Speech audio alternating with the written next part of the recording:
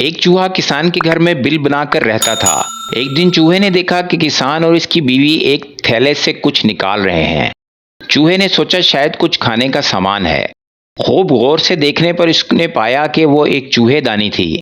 خطرہ بھانپنے پر اس نے گھر کے پچھواڑے میں جا کر کبوتر کو یہ بات بتائی کہ گھر میں چوہے دانی آ گئی ہے۔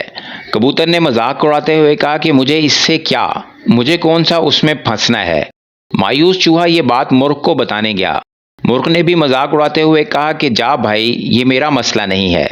بالآخر چوہے نے جا کر بکرے کو بھی یہ بات بتائی، جسے سن کر بکرا ہنستے ہنستے لوٹ پوٹ ہونے لگا اور یہی کہا کہ جاؤ میاں، یہ میرا مسئلہ نہیں ہے۔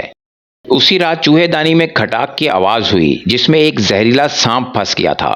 اندھیرے میں اس کی دم کو چوہا سمجھ کر کسان کی بیوی جب اسے نکالنے لگی تو سانپ نے اسے ڈس لیا۔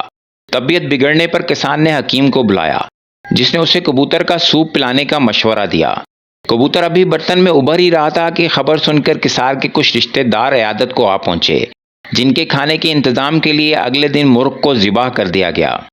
کچھ دنوں کے بعد کسان کی بیوی مر گئی، جس کے جنازے اور تعزیت پر آنے والوں کی ضیافت میں بکرا کاٹنے کے علاوہ کوئی چارہ ہی نہ تھا، جبکہ چوہا تو کب کا دور جا چکا تھا، بہت دور۔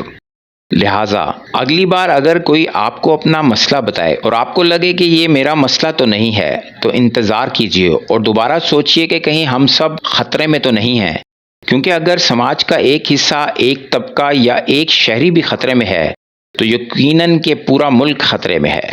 ذات، مذہب اور طبقے کے دائرے سے باہر نکلیں، صرف اپنی ہی ذات تک محدود مت رہیے، دوسروں کا بھی احساس کیجیے، کیونکہ پڑوس میں لگی ہوئی آگ آپ کے گھر تک بھی پہنچ سکتی ہے۔